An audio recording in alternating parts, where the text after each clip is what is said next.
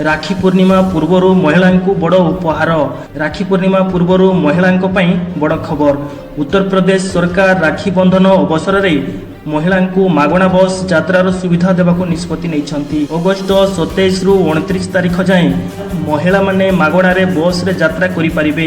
राखी पूर्णिमा पई भौणी माने निज भाई को घर को जीवा एवं परे घर को फेरिबा समय रे एही सुविधा पाई परिबे। सरकारको एही पदक्षेप फल रे राखी समय रे महिला मानक यात्रा अधिक सहज हेबो बोली आशा करा जाउछि।